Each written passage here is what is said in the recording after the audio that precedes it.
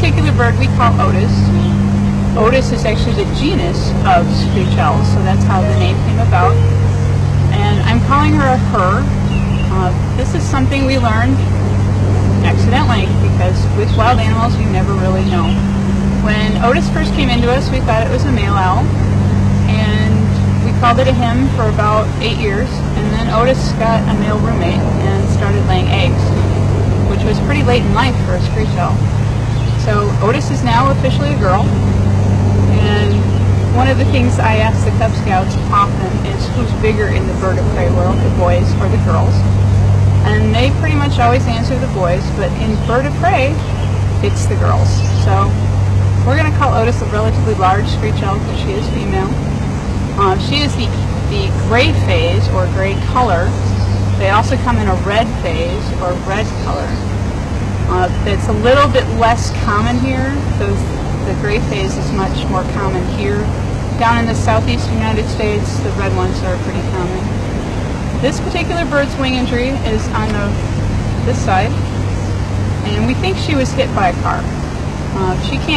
When our patients come in, they can't really tell us what their injuries came from, so we have to guess based on where they were found.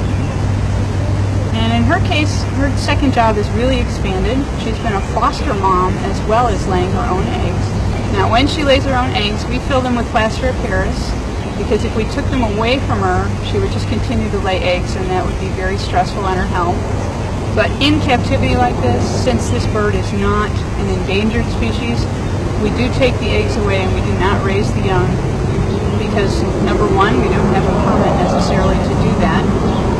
Number two, it's a lot of stress on an animal to be raising young in captivity, and it would probably be too much for her. Her life is unusual enough already. One of the things people think about owls is that they can spin their heads all the way around. That wouldn't be true, because if she did, her head would pop off and the bird would die, which wouldn't be a good adaptation for nature.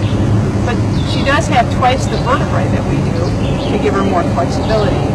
I can turn my head 180 degrees, or halfway. She can turn her head about 3/4 the way, or 270 degrees.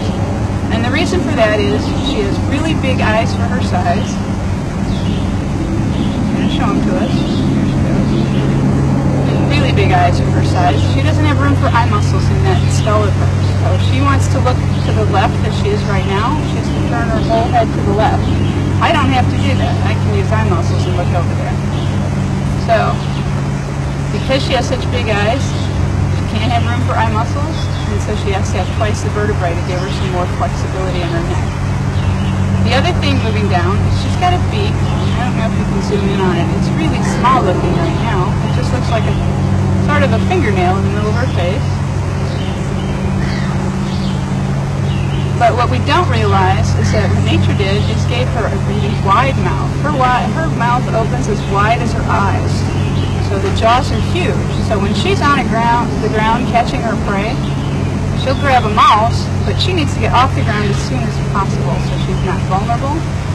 And she will grab that mouse and shove the whole thing in. And because her mouth opens so wide, she can do that.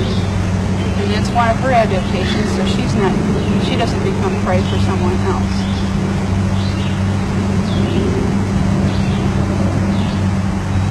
The other thing that owls do really, really well is they fly silently. And that's because they're sneaking up on mice.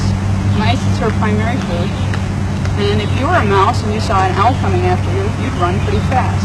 So by flying silently, she can sneak up on her prey. And it's a great adaptation. She actually has special baffles, we call them, on the edge of her feathers. It's little wispy feathers that break out in front and actually help break up the airwaves so that she can fly silently. It's a wonderful adaptation. The biggest question I get when I bring this bird out is, oh, it's so cute, can I pet it? And I always answer, no. Yeah, it's cute, but it's a full-grown screech owl. It is a predator, and it's a wild animal. Even though I have a name for it, Otis, she doesn't respond to that like a cat or a dog. She is still a wild animal, even though I carry her this close to me. She's conditioned to deal with these strange teaching conditions she's in, but she still thinks and acts like a wild animal. If I went to pet her, she would think I was attacking her, and she would attack back. So we don't want to stress her that way. We like her value as a teacher. Again, I would prefer that she had gone back to the wild, healed completely from her injuries. But since she can't do that, she's got a pretty good second position here at Willowbrook.